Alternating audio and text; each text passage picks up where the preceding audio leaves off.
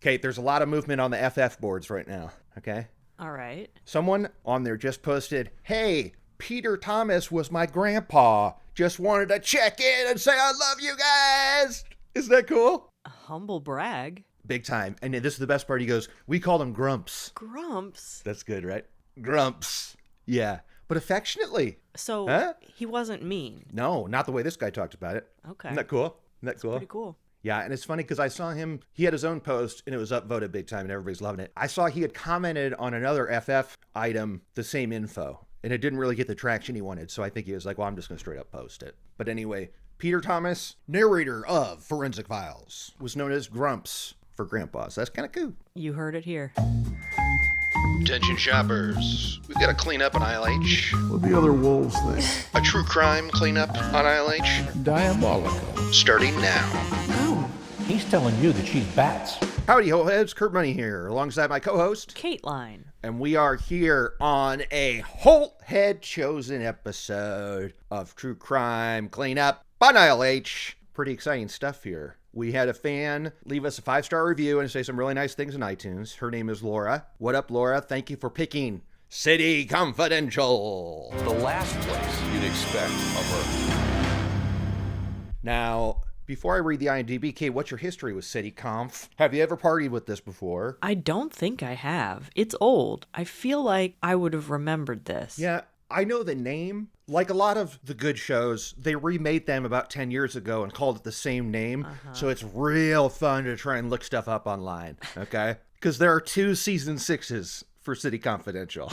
Sure. Some of them on Amazon said the rights expired for this, like within a season of a true crime show. Interesting. What rights? What are they talking? Like what could that mean? I don't know. Music? Yeah. Okay. Anyway, this is called City Confidential, and I watched it on A&E Crime Central, which I have a free trial avail, so I cashed that in. But I'll tell you what I've been doing since getting it is I've been watching back to back Cold Case Files and City Confidential Files. I've just been going like boom, boom, boom, boom, boom. Nice.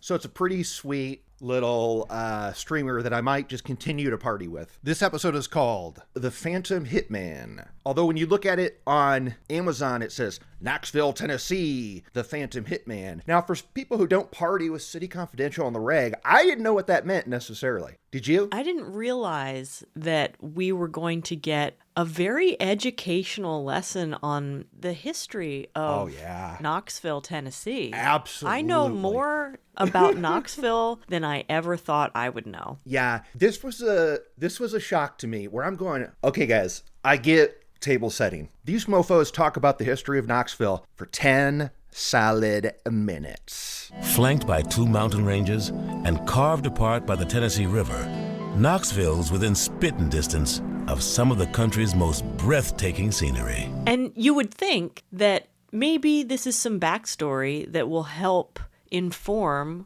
what goes on with this crime. No. No. Yeah, I hear you. They bring it back at the end, though. And I thought it was, I gave them a slow clap for it, actually. Here's what I think about this. Once I got my bearings straight, where it's like, okay, 10-minute history lesson, then murder. Once I was prepared for that, and they started talking about the people in it, I was like, you know what? Good for you, City Confidential, for having a premise to your show that is in your title and f***ing sticking to it. Mm-hmm. I think this is season 6 for this show, and every other one I've watched, it's been longer sometimes. Sometimes it's 12 minutes of intro about the town they're in. Bless them for sticking to the premise, I think. I think it's great. I enjoyed this. Yeah. Oh, me too. I loved it, and the way they bring it back at the end, again, slow clap. I thought, like, writing-wise, I was like, oh, that is something to be proud of. People in different parts of town see West Knoxville as kind of the stuck-up or the social elite. It's kind of hard to binge these back to back with these history lessons on every app. So that's one thing to think about. But I thought it was very cool in this scenario. And did you recognize that narrator? I did. It's Keith David. Keith David. Hell yeah. Mm-hmm. A super stud. And about as nonconformist as khakis and a golf shirt. Okay, this aired originally December 11th, 2004, which you know right away because of all the interlacing video. And like, you could just, this is some real 2000s tech. In a very charming, warm and fuzzy kind of way. Oh, yeah. Absolutely. Okay, here's the KMDB, because as usual, the other ones were given too much away. Okay? A murder for hire plot goes horribly wrong. The end. That's the end of KMDB's description. That's what happened. Yeah. Other ones gave away too much. Okay, so do we say, well, there is one thing that we could say. Do we say that now? About how this technically... Oh, yeah. Say it now? Okay, now, this is a killer ep, and I loved it. Technically, it does not fit our rules for being an ep because there is no murder in this ep. There's no body. Right, yeah. There is an attempt at murder. There's an attempt at making a body. And it's crazy enough that it's worth talking about. Yeah, it's like I saw it, and as I was watching it unfold, I'm like, oh boy, I don't know if there's going to be a body in this. But it was such a banger in other regards, and it's so close to being a murder. And I would like to murder two of the people in this story. So I don't know. I was like, I don't know about you, Kateline, but I say we friggin' roll with it. We open, I'm Kate, 30 seconds into this episode of television. 4 Kurt's kick-ass list items. Yes. 4. Yes. They were piling up there at the beginning. Woo-wee! Different kinds, too. I couldn't believe it. Kick-ass. Okay, our story begins the morning of June 8th, 1994. Neighbors wake up to shouts coming from the Whedbee house next door. Then Rob Whedbee comes out in his undies, banging on the gutters. And it's a good little, they're getting us ready for what's coming. It's a good primer. And then they go, hold up. And then where do we go, Kate? Then we go back to like 1700s. The settlers in Tennessee. Knoxville was founded in 1791 as an administrative capital, what was called the Southwestern Territory. Big background on Knoxville. Big old background. I mean, look, it was a ton of stuff I didn't know about. Same. So I kind of appreciate it, you know? I didn't know that the Manhattan Project was basically headquartered there. I kind of thought Los Alamos was where it all went down, but no. The Manhattan Project was based at Oak Ridge. I didn't realize the proximity to the Smoky Mountains. I didn't know that it was originally a town full of outlaws and shady characters. Yeah. Yeah, and also they had a World's Fair there in 82. When it was over, downtown was left with scores of vacant lots, a banking scandal, and this gave us, I wrote it down, proboscis. Okay, Keith David says, and one of the outcomes of this, and a peculiar proboscis called the Sun Sphere. Which is like a gold globe that's on like a stick or something that's real high in the air, right? Have you ever heard the word proboscis ever to describe anything? No. It looks like a gold lollipop, just... Yeah, or golf ball. It's funny to think about where some of the bigger World's Fairs were and how their landmarks that are still up are pretty impressive, and then Knoxville's is just like a gold golf ball. Yeah, which they call the Sun Sphere. Now, since this episode is over 20 years old, I had to Google it. I said, please, Sun Sphere, please be with us. Please be there. And? It is. Okay. It is. And you can like go up to the top and look at the view. Here's where they went wrong. Yeah, that's pretty high for a gold proboscis or whatever. Proboscis. However, it's not super high for a view. It's not. Like, a lot of the buildings around there were taller, so it's got like, just go to the top floor of the bank, dudes. Like, I don't... Yeah. You know what I mean? Look, it's not impressive. It probably was when it was built. Well, I don't know, actually. Maybe. Yeah. It's just a giant golden globe on a stick. Now, I looked up that word, proboscis, and apparently it's specifically talking about growths on animals that make it look like they got like a big nose. It's very weird. Technically it works because I think he's saying it's a growth on the city's like landscape, like the view of the city is now affected by this growth of a ball. But anyway, we learn something new every day. They also said, or at least implied, that the locals think it's like a dildo. Yeah. There were some off-color jokes. Oh, yeah. And who said that? Was it Sweetface who said that? Was it Sweetface who said that? Was it Sweetface? It might have been. I think it was. I was just sitting there just oohing and on at what a sweet face he had. Oh, what a sweet face and perfect hair. Oh, my God. Okay. Eye roll. Thank you. Eye roll. Thank you, Kate. I was worried I was going to roll in here and you were going to be like, he had me. And I'm sitting there going, no. Boy, I should have been a lawyer. The bar is low for being like a sex icon as a lawyer. What do you think? I thought you were making a pun. At what? The bar. The bar is low. The bar. Oh, because he's a lawyer? You got to pass the bar. Yeah.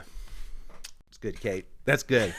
Too bad too slow for it, but it would have been good if I had been a little bit quicker. AKA Sweetface, Greg Isaacs was known for his dandy duds and impeccable hair. So this 10 minutes of B-roll, learned a lot of stuff. My heart sank when I realized we had to talk about the Vols again, the orange team from this place. Yes. This team haunts our stories for some reason. Does it not? It does.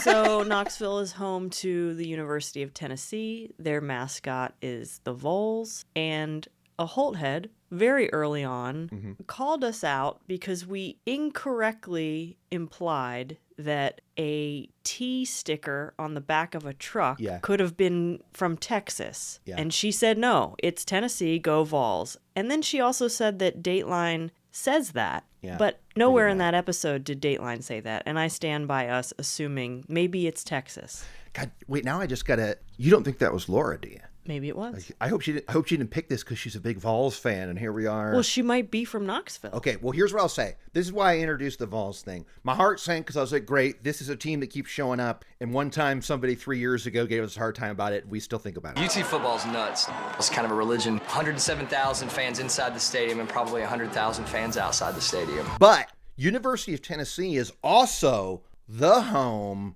of the Body Farm. You know the Body Farm, you're not placing it, but the Body Farm, it's a big FF thing, but I've seen the guy in other things. But the Body Farm is run by this guy, Dr. William Bass, who's still kicking, by the way. Guy's 97. They place real dead bodies out in the wild, and they study it so that they can be like, okay, when do the maggots turn into thingies here and stuff? And like, what happens when it's underneath leaves? What happens when it's outside of leaves? Type of thing. Interesting. And the coolest part is when people do shows about this place in the early 2000s, they're showing us these dead bodies just kicking it out there in the wild. And you know, Kurt Money's like, ooh, just like, oh boy. Now you wouldn't see a damn thing, but no. I mean, they really get up in there with these pictures. Anyway, so the Body Farm rules. Dr. William Bass is the guy who started it, and he's always on a bunch of shows. Guess what? Dr. William Bass's personal website is called Go Vols. Bone Zones. Amazing. How about it? And I don't think he knows he's making a fun pun about like knocking boots. I really don't think he does. He just thinks it rhymes. He's just like, yeah, we're talking about bones. There's different zones. We've got like the outside this zone. This is the bone zone. Yeah. Okay. Anyway, I love that sidetrack, but I always love when the Body Farm gets a shout out. So yeah, this nuclear energy stuff, so Manhattan Project started there, but they were acting like there was something there that was currently making nuclear stuff. Yeah, I think they said there's a company down there specializing in that. There's a government facility specializing in that. And the University of Tennessee attracts scientists from all over the country, all over the world, they said. Now, when Keith David was talking about the amount of nuclear energy there, what it could do to your body. Enough nuclear power to peel your skin and paint your hair a permanent day-glow orange. Do you think that he said it turned your hair orange and not green because of the Tennessee it was a beautiful Vols? segue? Yeah. Yep. Yeah. That's what I thought too. I was like, orange? Where's he going with this? Now I get it. And speaking of orange, the city's true powerhouse is the mass of students and professors that make up the University of Tennessee. And then also, a few of the B-roll shots were cracking me up because they're like, we've got poor people. And it's like a guy in overalls outside of a Walmart. Thank you so much for bringing this up, Kurt. They talked about all the different kinds of people that live in this town. And everyone from unhoused people to yuppies to hipsters, and every single shot they used, it just looked like the same group of white people. Yes. Oh my God. So it really did, other than the guy in overalls at the Walmart. Yes. I was thinking the same thing, because when they say mountain folk, they straight up just show a guy with a beard, but he's in khaki shorts and a white t-shirt. I don't understand. And then they show hipsters at outdoor restaurants, and they're just people in their 30s eating food. And then they talk about the West Side yuppies, and it's the same kind of people. When it comes to Knoxville, there's the West, and then there's the rest. But it is a good introduction to what the framework of this episode is. It's about how West Knoxville is where it's at. That's where all the money is. And it's the West versus the rest. Mm-hmm. And I thought it was interesting. Now, Knoxville obviously is a big town. We've heard of it. Rarely do we get a true crime show that's like, and people in this town don't talk to each other, right? Yes. But for all its eclecticism, Knoxvillians don't mingle all that well. It's usually defending the Southern manners and the Southern hospitality. Yeah. And this is like the West Siders don't come east unless they have to, and everyone else hates them, and they never go to the West Side if they can avoid it. It's kind of fun. They were talking about the suburbs like it's the worst possible place to go if you have any kind of soul. Yeah. They do kind of imply that. The typical stereotype people in the city have of people in the suburbs are that they're, bland, white bread, and live completely unexciting, complacent lives. And they're just showing what most of America looks like tract housing, strip malls, like a freeway. But I guess at the time that was supposed to be like an affluent suburb, but it didn't really look that fancy to me. It just looked normal. Like it's probably where you grew up in Fort Wayne. No, nice try. I did not. But I hear you. It doesn't look crazy. Sorry, I can't get on board with that. Because it looked because I could tell, because they had like a golf course.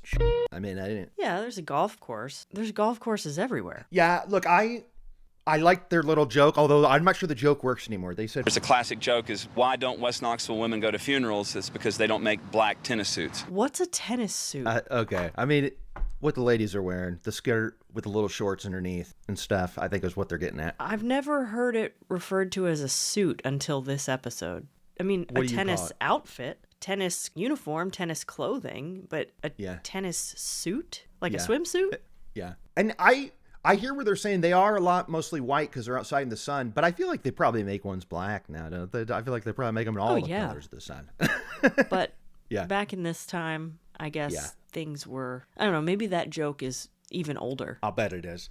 Do you think that this is still the case in Knoxville? Like, it's been 20 some odd years. I feel like it could be totally different now. No, I do know someone who lives in Knoxville, and the way she describes it is not like this. Now that we're solid 10 in, now we start talking about Rob Whedbee. And not only do we get his background, like he grew up in town and he loved it, and then he worked for his parents' insurance business and he was so good at that. We're freaking talking to this guy. He's the one who gives us the background. It took me a minute to realize that this is the guy that the whole show is talking about. Same here, bro. I'm telling you, I was 30 minutes in where I go, whoa. I got to go back and see this lower third. Same. Yeah. It is weird. We used to go after school, and ski and just run around the lake. We water skied, we went to the mountains, we fished. We wore it out for years. Okay, so he is living life. He's like this big insurance guy stud. He meets his wife, Lisa. Do you remember what her birth name is? What her original last name is, Kate? It's something weird, right? Yes, and it's a word that they've used throughout the episode in other ways. Her name is Lisa Outlaw before getting married. That's right. And when Rob met Lisa Outlaw, that's exactly what happened. And later, we're going to have a whole run about outlaws, aren't we? And they don't connect the dots or anything. I've never heard that last name. Me neither, but I felt like either don't say it on this show or find another word. East Tennessee's always sort of had a respect for certain types of outlaws, people that sort of buck the system and get famous on their own way. Because they really do have this whole thing about how Knoxville's full of town of outlaws and stuff, and they don't connect it to her. Like, it felt a little weird to me, but I was personally cracking up that her last name was friggin' Outlaw. Lisa Outlaw. And the way that they met, was that like a stoplight, right? Like This is so old-timey. So she's in a car with her girlfriend, and he's in a car with his buddy, and they're cruising. And she and her friend pull up next to them at a stoplight, and it's kind of like, hey. Both cars pull off into a parking lot, and they just start talking, and that's literally it. I mean, that's so American Graffiti. It is. We're going cruising. Mm-hmm. And here we are hollering at a stoplight, and the other person's into it, and they're like, yeah. What are the odds that the other person's even into it? I mean, when you see Lisa, though, she was a babe, so yeah. it probably was pretty easy for her to get attention. Yeah, and he was driving like a black Corvette, and we're going to meet Lisa later, and I could tell that she was probably... She said, I've got the driver, and I feel like it might have been because he owned this sports car. That might be my personal opinions coming through on Lisa. I don't know. Looking at old pictures of Rob, I thought he was pretty cute. Yeah, oh yeah. Absolutely. Absolutely. The girls chased them to one of the parking lots, and they stopped to talk, and Lisa said, I get the driver. And boy, did she. I've never been involved in anything like this. The closest I've been involved in antagonizing another car full of angry teens such as myself, and then we pull off into a parking lot and like threaten to fight each other. I've been involved in that, Kate. Classy. Very classy. Very classy. We didn't get in a fight, though. I can't do that because I'd get murdered. Yeah. Maybe raped. You're right. Is that going to stay in? I don't know. Okay, we'll see. Okay, so Lisa Outlaw is now Lisa Whedbee, and they have a son, and it's nice and normal, so that's good. Everything's lovely. Few years pass, and now we're starting to get inklings of there's trouble brewing, because what happens with their second baby, Kate? They have a daughter, and she has severe Down syndrome. Yeah, they said severe, yeah. And wouldn't you know that Lisa just is... How do I even want to say it? She's like horrified by this. She seems really upset that they have to raise their daughter now. Yeah, she straight up asked Rob, how do we get out of this? How do we get out of this? And Rob is like, Yeah. The first rational words that she said to me after we got the news were, how do we get out of this? And I told her, I said, it's not something you get out of, Lisa. It's just the way it is. That is like some true color stuff where I'd be like, if I was Rob, I'd have to rethink things. It's like, what do you mean? If I was Rob, I would say the way we get out of this is I divorce you right now and take the kids. Yeah. You psycho. You f***ing psycho. For a mom to be able to say that about, oh my God. Oh my God. Now, speaking of divorce, that's bubbling up a little because their son is staying at the grandparents one night and he says, Grandpa, tell me about divorcement. Mommy wants divorcement. Divorcement. Yeah, isn't that cute? Little Justin sat down with his grandfather one night and said, tell me about divorcement. I heard Mommy talking about divorcement of Daddy. Now, is that a real word? I Googled it. It friggin' is, Kate. It friggin' is. I thought the same damn thing because I loved it because Keith David used it in his next VO line. He used it again. Yes. And I thought, oh, that's cute. But yeah. No, it is technically grammatically correct. After putting her plans for divorcement on the back burner. I've never heard it. Me neither. And you, as being someone who has been through a divorce, you've seen divorce paperwork. Anywhere on there, does it say divorcement? No. Sure. Oh, yeah, you're right. I was thinking, when you said that, I was like, yeah, my parents got divorced when I was a kid. Who cares? And I was like, wait, no, I've been through a divorce. Me. You had to sign the paperwork that I am speaking about. I did, and I don't remember that. Okay, Rob says something super romantic. Let's just wait it out and see if it fixes itself. Classic. At least they didn't try to have another kid. Oh, thank God. But Lisa says, all right, no divorce. I know. I'm going to become hardcore religious. I'm going to just throw myself into the church so I don't have to spend any time with Rob.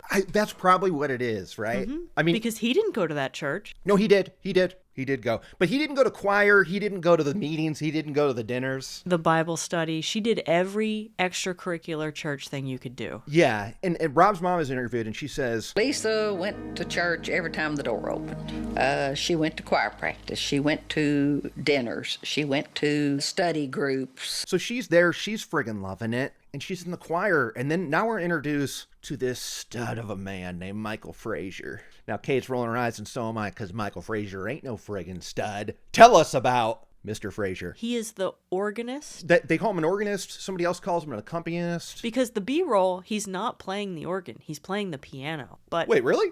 They're constantly talking about what an incredible organist he is. But the only footage they had was him on the piano, down like below the choir on the... It's not usually where the organ is. That looked like an organ to me, dog. You're saying it was a piano, though. It looked too short for a piano. But anyway, there he is, and he's got his robe on, and he's got these giant glasses and this gross hair. This man is disgusting. Yes. He's He's built in a way that I can't even really describe because he's scrawny, yet he has these weird jaggedy shoulders. Yeah, it's a weird hunchback thing, but he's too scrawny for it. So the shoulders are like pew pew. Yes. And we're not the only ones who are saying this either. They're in this episode They're roasting him. They're roasting him because also he smokes on the reg. He smoked menthol cigarettes, and he'd have to smoke like as much as he could. He's a chain smoker. Can't even get through a church service without smoking. And he's got, I think it's kind of a mullet, but it's like this bushy, you know when you have curly hair but you brush it out and you're white, so it just looks like a puffball. Yeah, Katie, I think I would argue he has the Billy Crystal, perhaps. He does. He has the Billy Crystal, but without any product in it. Right. So it's just like... And without any charm or good looks. I mean, I guess it depends on how far Billy Crystal goes for you. He's got bad skin. Yeah. He's got a patchy beard. He's got one wonky eye. He does. He's... Yeah. This man is grotesque looking. He's grotesque. And Keith David's talking about it. About how, like, this is hardly the guy that you would think that would be a challenge for Mr. Rob Whedbee. Meek, unassuming, soaked in the smell of menthol cigarettes. Not words commonly used to describe a ladies' man. But the word gets around, so much so that Rob is like, hey, Lisa, what's this I hear about you boning Michael Frazier? People are saying they're seeing you and Michael Frazier out at restaurants. What's that about? And she's like, ew, Michael, don't be crazy. Yeah, she says, Michael Frazier, give me some credit. Now that... You would think. Like, there's no way. They have to be just friends, or maybe he's gay and she's his gal pal. But, like, because she was hot. I agree 1,000%, but this is a very frustrating thing to hear because, one, she didn't answer the question. So in her dumb mind... She's thinking, hey, I didn't lie. Yep. That's a classic move. And I just hate it because, spoiler, she is sleeping with Michael Frazier. She sure is. So for her to say, give me some credit, it irks me, dude. It friggin' irks me. And I asked Lisa about it, and she looked at me and she said, Michael Frazier? She said, won't you give me some credit? Because she's coming home smelling like cigarettes. Like, Rob's not an idiot. Of course. Idiot. I mean, we're going to talk big about this, about if you smoke, you stink, bro. Especially around people who don't smoke, do you stink?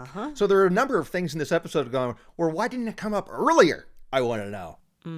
Maybe she had opportunities to come home and shower before Rob got home. Okay. All right. I don't know, though. But yeah, they are indeed having an affair. But on the night of June 7th, Rob's doing some work in the study. His wife shows up in some lingerie and she's like, you gonna work all night or you gonna come to bed? And there was a real funny, like, classically, like, sitcom husband move where he's like, well, as a married man, I knew it was time to go to bed. Yeah. He's funny about it. Yeah. He's not even embarrassed. He's like, when that opportunity comes up in a marriage, you take it because sex is few and far between. Yeah.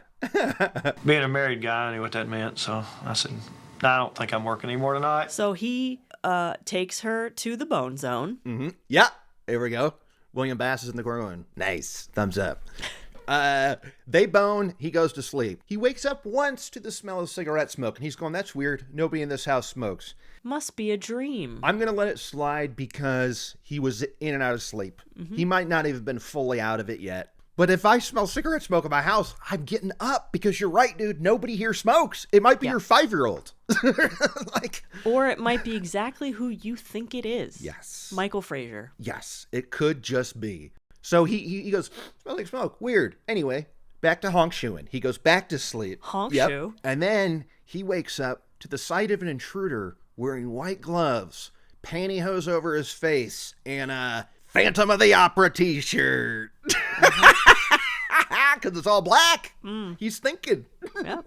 Yep. So he wakes up to this guy with a knife in his hand. He's like, what the hell? So he attacks this dude and he's scuffling with him, right? Like he's like, I got him by the wrist and we're falling and I'm getting cut and he's getting cut and he's yelling like, Lisa, turn on the lights, get in here. There's a guy attacking me. Lisa comes in. She's got a bat in her hands. And what's Rob thinking right now? Oh, Lisa's going to swing that bat and save me. At that point, she just came a little closer to the bed and sort of raised the bat up a little bit more. And I'm thinking, oh man, got it made. But no, Lisa Lisa stands at the door Yeah. and doesn't move. And then he says that he hears the intruder say, "You got to do this." Yeah. So this is when Rob realizes, oh, it is 2 verse 1. I'm the one, though. My wife is in on it, and they're trying to kill me. Oh, man. Can you imagine? I loved this part of the story, though, when Rob says, he doesn't really explain how it happens, but he somehow gets around both of them and out of the room and runs down the hall. Well, and I have to think it's just because he's more powerful. He can just like overtake both of them and start running. yeah, I mean, the way they talked about his fit during the trial, you would think, right? They talk about how like he's real intimidating. I mean, maybe he is. Maybe he is. I don't know that he is, but compared to those two, he is. Yeah, absolutely. So like I get he like tosses Frazier to the side and he runs to Lisa and takes the bat from her, which I think is good too. He bolts. He's in his undies too, by the way, and he's like covered in blood. He runs to the garage and Frazier's hot on his heels. And then this was a great part where he was like, the way Rob said it, he was like, I guess he decided that a baseball bat wins with a knife, and he went back into the kitchen, shut the door, and locked it. So dumb. So sloppy. so sloppy. And this, again, where I got to give old Keith David in the script some props here. He goes, and because he didn't have a cellular phone in his underwear, you're right, he did not. Yeah, he was he not didn't. carrying a cell phone in his undies.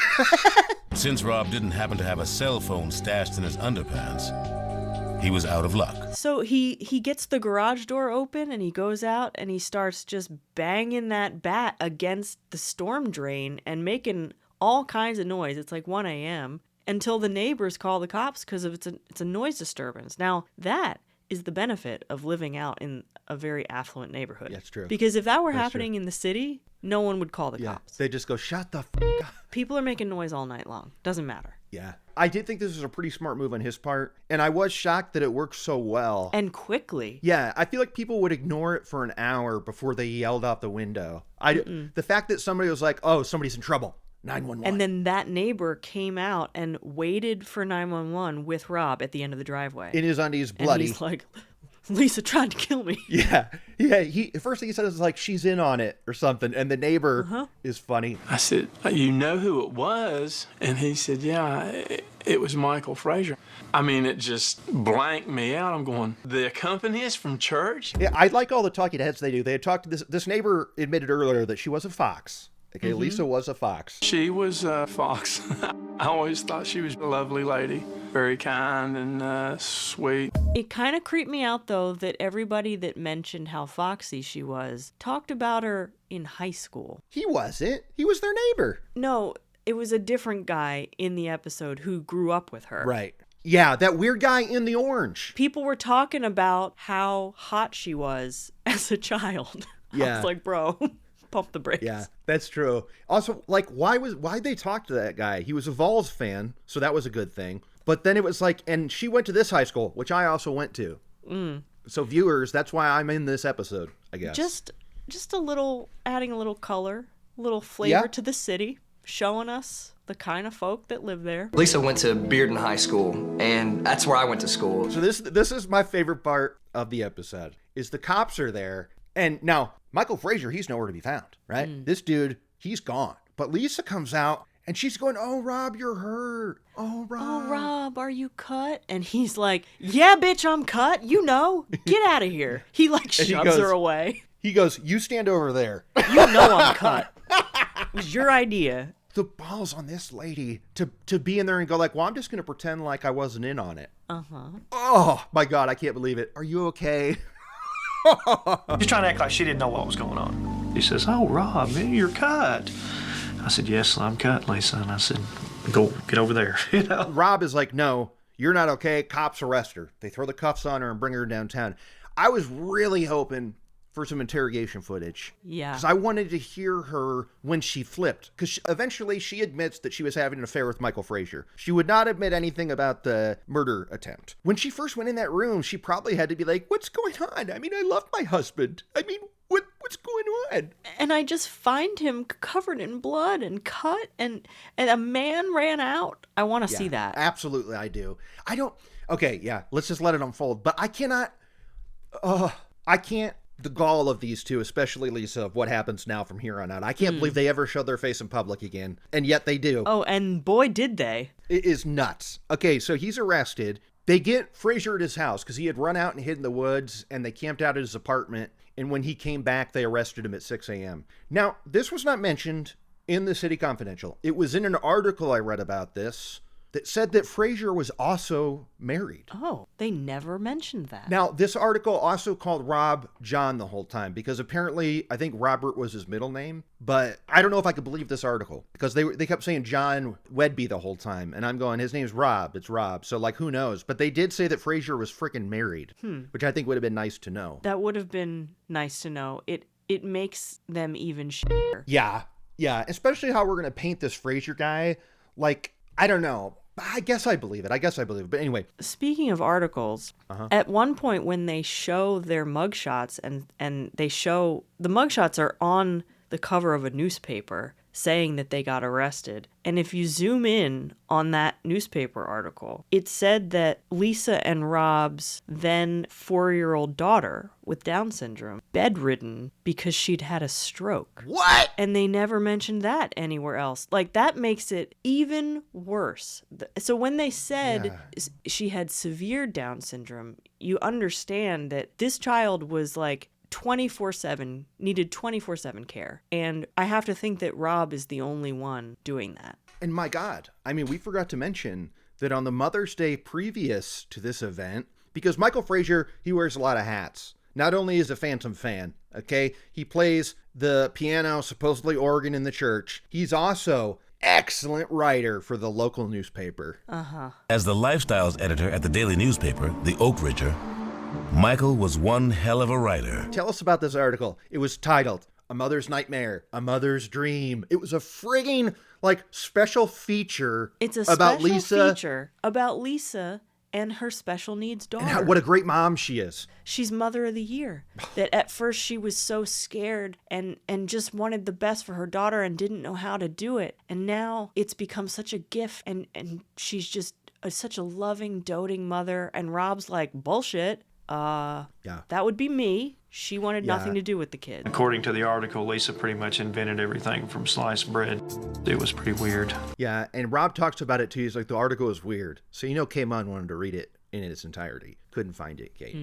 I couldn't figure it out. Now, luckily, of course, I found articles from 94 about this case in paywall sites like Los Angeles Times, again, making another case for me joining that, and then the Washington Post. What's interesting is the LA Times article, because you can read like a little taste of it. It said like, oh, but there might be more to this story because the husband might be abusive and stuff. Now, these are all straight up friggin' lies. Right. Tell us about this. What's Lisa? What's their move now that there's going to be a friggin' trial about this? Lisa and Michael say that actually this was more in self-defense because Rob was really abusive and Lisa feared for her life. So Michael was going to help protect her by killing Rob? Yeah, I mean, this is one of the oldest reasons for killing somebody in the book for shows that we watch. I mean, God, like freaking Snapped and stuff. I mean, how many times is the husband like, well, they told, or the guy's like, well, she was getting beat and stuff. And like, he was like,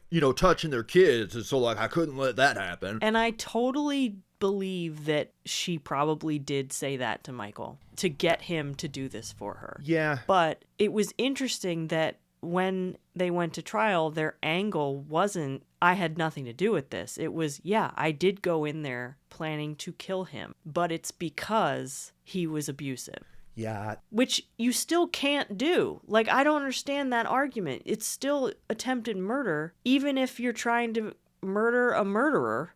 It's still murder. Yes. The preacher's kid decided he was going to take on the monster, and he went there with the intention of killing Rob Whedbee.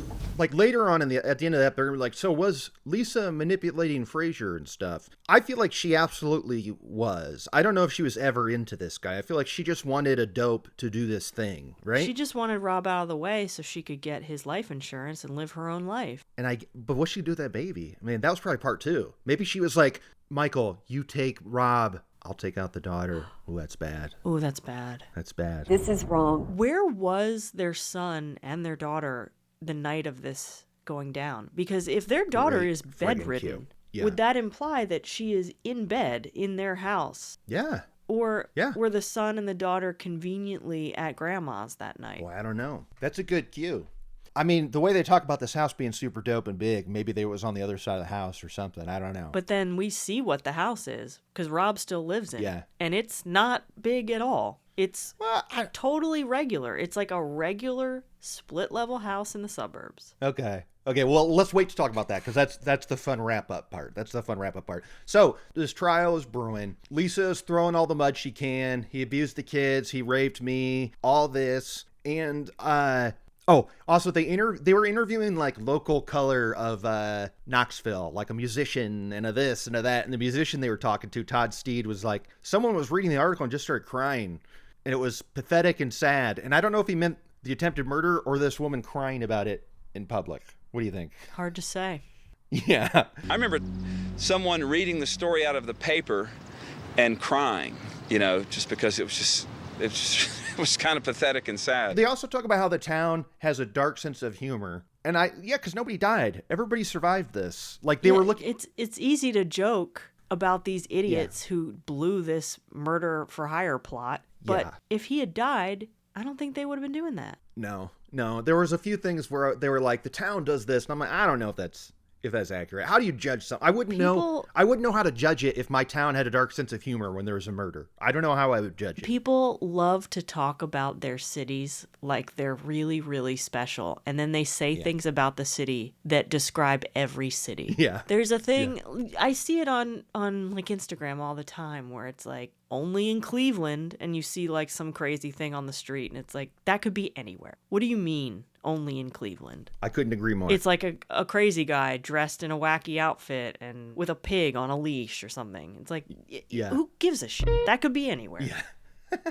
That's true. Oh, this is when the musician they talked to says that East Tennessee has always idolized a certain type of outlaws. And her name's Lisa Outlaw, so that was weird. Missed opportune. Absolutely. And in a town whose history is peopled by outlaws, moonshiners, and prostitutes, the Whedbee's slapstick love triangle brought more laughter than tears. Now, speaking of old Keith David and the words that they say, he says that Rob was chomping at the bit to defend himself in court. It's champing. I went up because it is champing.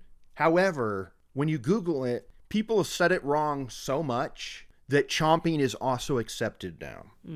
Okay. Rob Whedbee was chomping at the bit to testify against his wife and her lover. That's irritating to me because guess what? I feel like that's what's going to happen to the word your. Hear me out. Oh, no. I feel like so many people never spell it with apostrophe R-E. They spell it Y-O-U-R no matter how they're using it. Okay? I'll bet in 80 years or something, I feel like that will be accepted.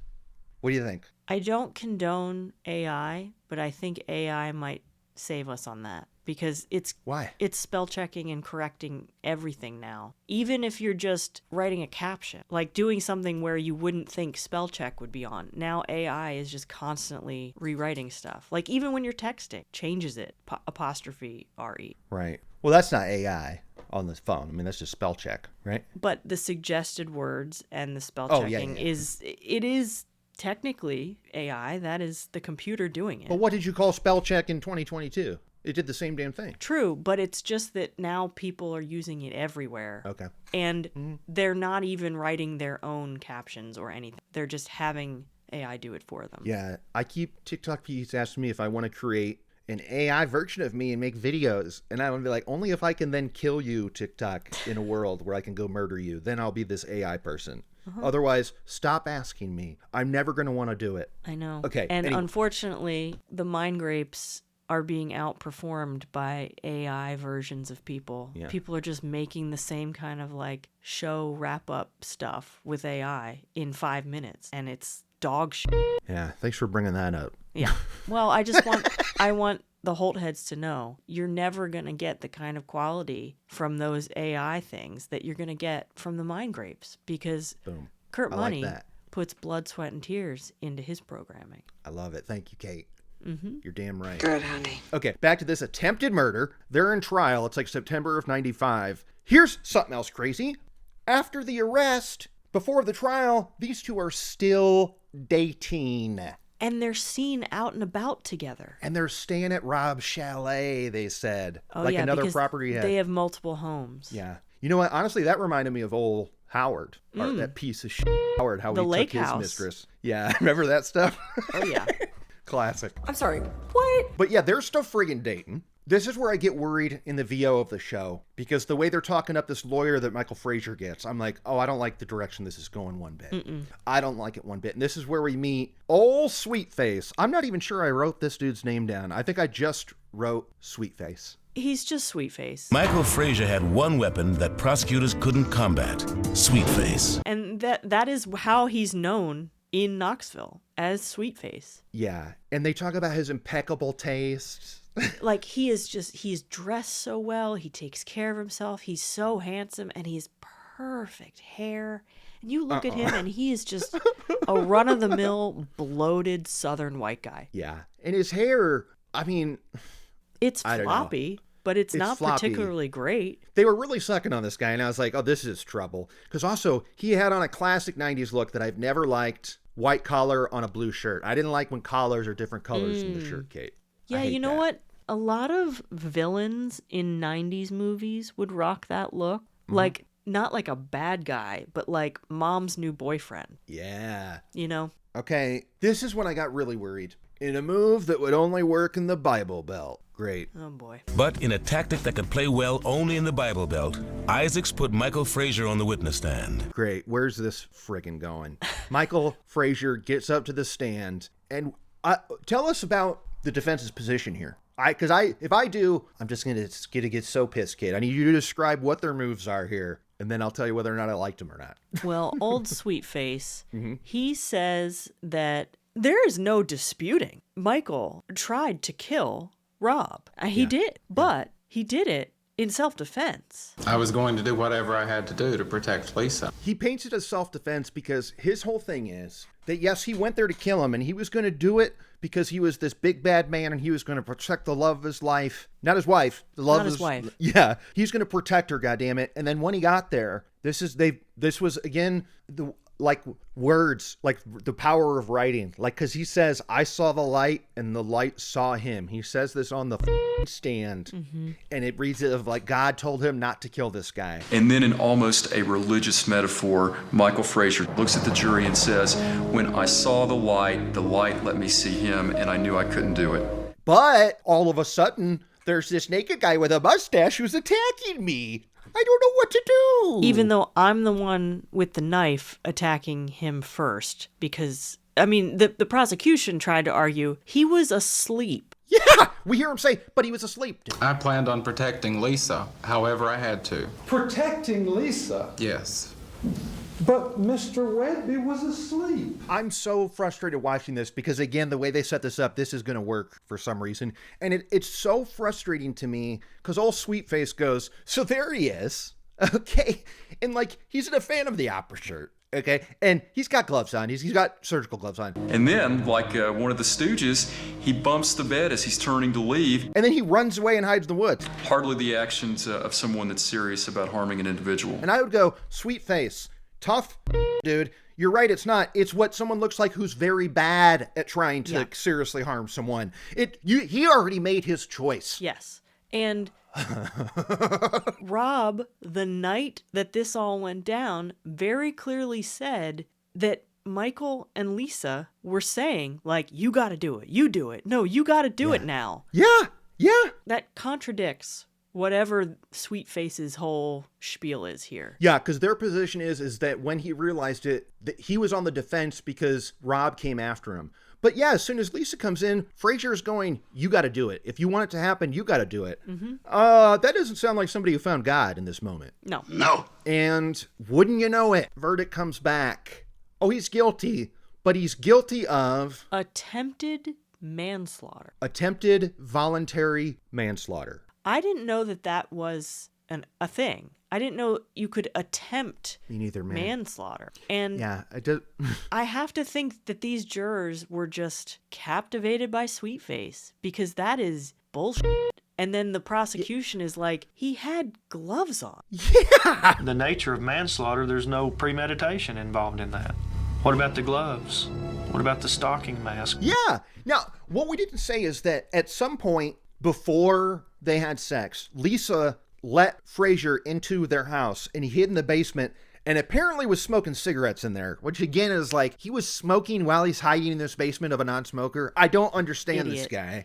And he was apparently there for 7 hours. That's what Rob said. What about the 7 hours in my basement? Is that true? Was he really there for 7 hours? I don't know. If it is, that's crazy. That is not just attempted manslaughter. That is a well thought out murder plan where you go in with the intent to murder, hiding in a closet for 7 hours, and then you put on gloves and a ski mask. That's not just manslaughter, like self-defense. Yeah, and we're all thinking, how the hell? God, even the judge wasn't having it. The judge was pissed. He was so mad at that jury. Yeah. He gave Michael the maximum sentence he could, which was only 4 years. 4 years. Yeah. And it's like, oh my God, it's so frustrating. And to see them on their victory lap afterwards when they were walking out to the car and Michael Frazier smirking. This is when they were saying that maybe the jury felt like, how could this scrawny little guy try and kill this big muscle man?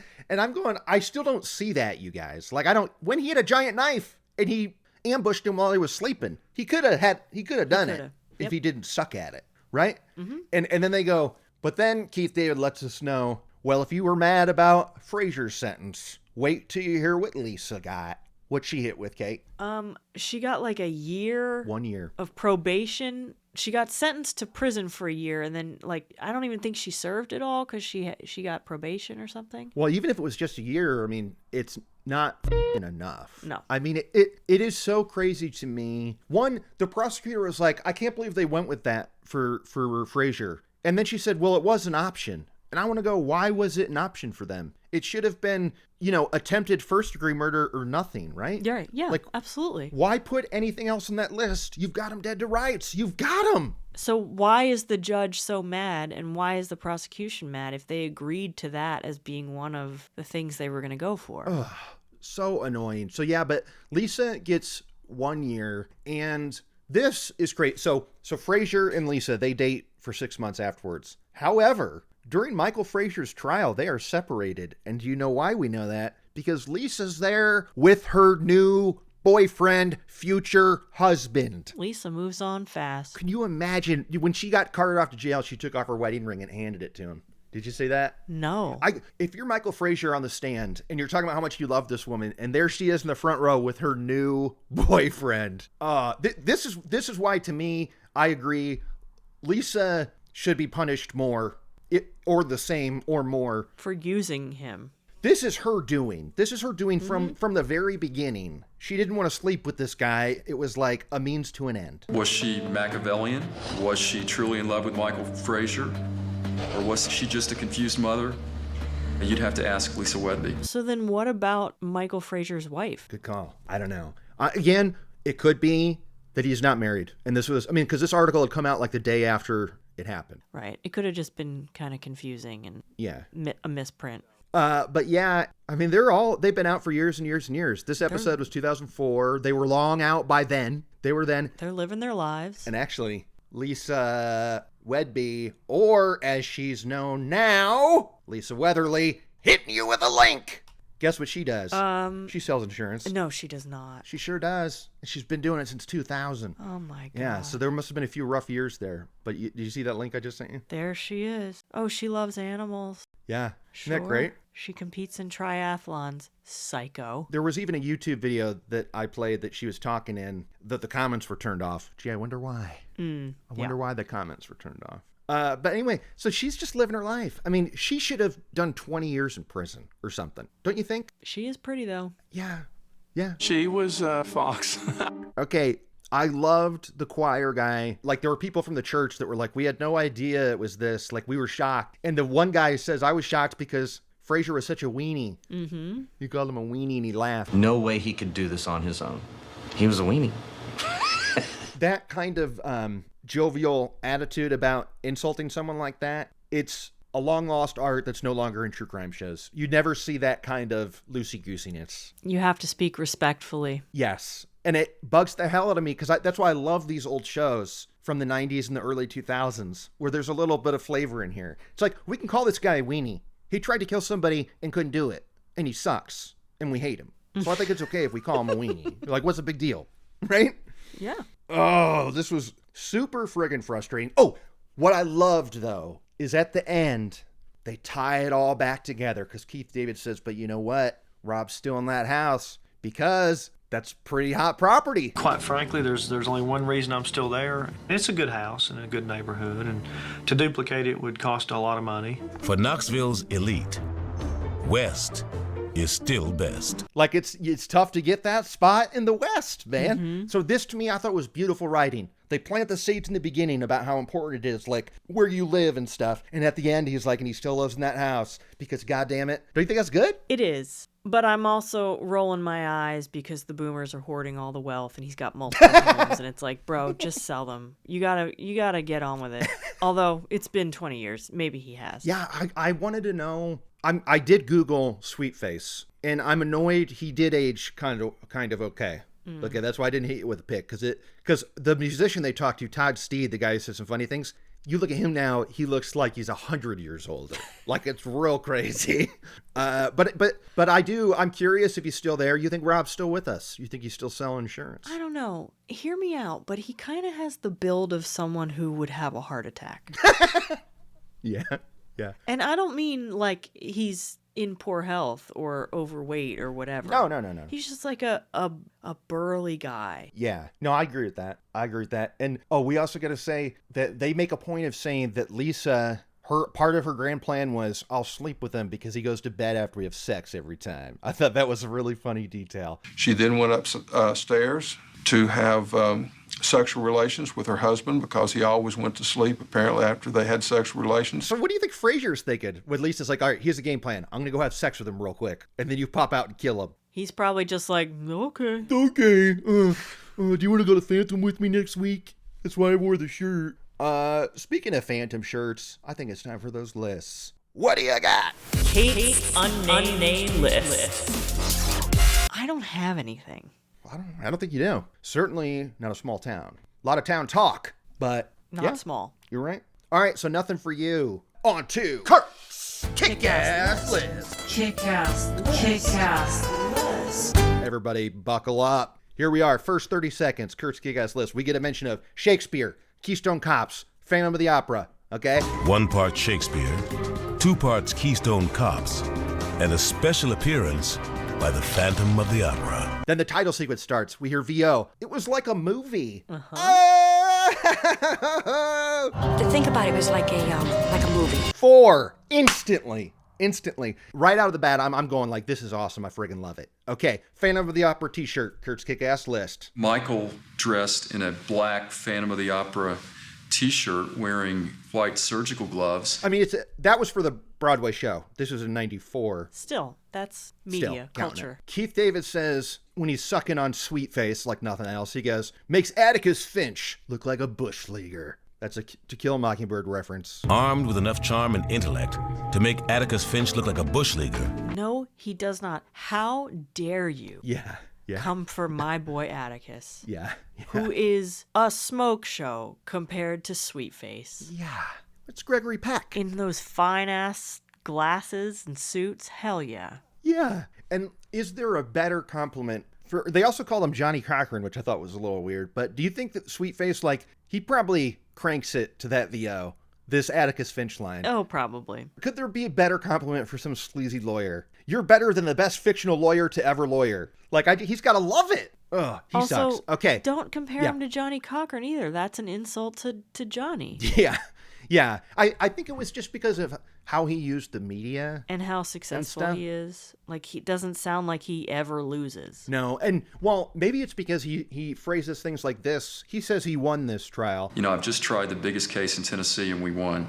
It doesn't feel too bad. Which he did, but technically his client was found guilty. And was sentenced. So, yeah. If that's a win, okay. Yeah, do you count that as a win on your record? I don't... No, because I don't think you can. The jury could have said not guilty, and they didn't. They said guilty, so... Yeah, but I mean, look, he's right, though. It was probably because of all his bullshit and what he made Frasier say up there. So I guess congrats, dude. It's a victory for Sweetface. verdict comes in. Not even Perry Mason could have foreseen. But not even Perry Mason could have been prepared for the tumultuous scene on the courthouse steps. The other super famous pop culture lawyer. Sweet Face is better than Perry Mason, Kate! How many episodes of City Confidential involve lawyers? Do they rehash these same references all the time? I've watched a handful of other apps. I don't think so. The whole city framing thing is pretty interesting for other cases and the way that they bring it in and stuff. But yeah, I don't remember them sucking on a lawyer this much in any of them, though. Okay. In any of them. Future Kurt here, alongside Future Kateline. Future Kateline is here. There was something that we did not discuss that I had to pull out all the stops. I got on the horn. I said, Kateline, we gotta do a pickup today. We gotta. And I have no idea what it's about. That's right. She doesn't. So the first thing is, yesterday I realized freaking Keith David says the words "the burbs" in this episode, and I did not friggin' mention it. And what could be more perfect for a young Knoxville couple than a brick house in the burbs? So that's not why we're doing the pickup. I was mad yesterday, I forgot, but I was just gonna do a pickup myself and throw it in there. But now that I got you, Kate, how's that make you feel? Old Keith David said, "the burbs."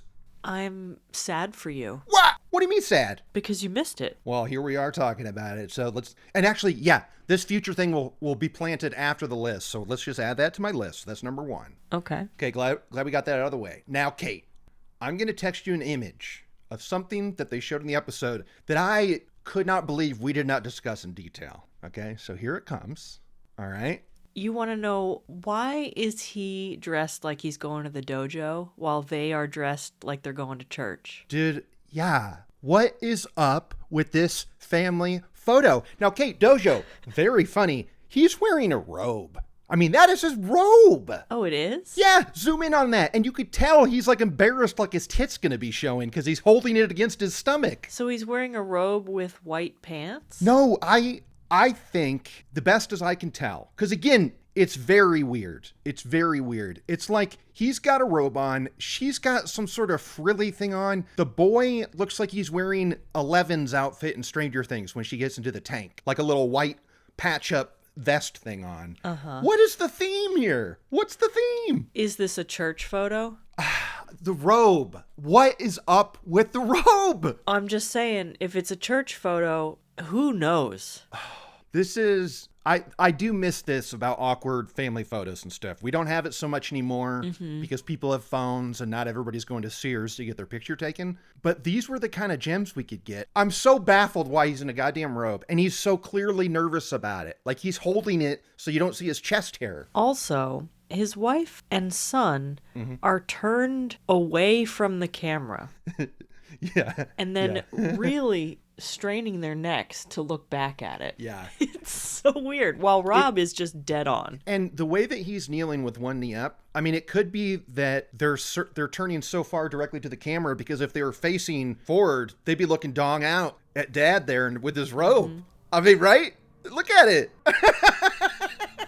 Okay. I mean, bless the 80s and their photos, I suppose. This ain't happening again. Unless we recreate it. Yeah. Oh, okay. You, me, the missus. Yep. That photo. I love it. Me in the robe. Please let me be in the robe. Obvi. Okay, go.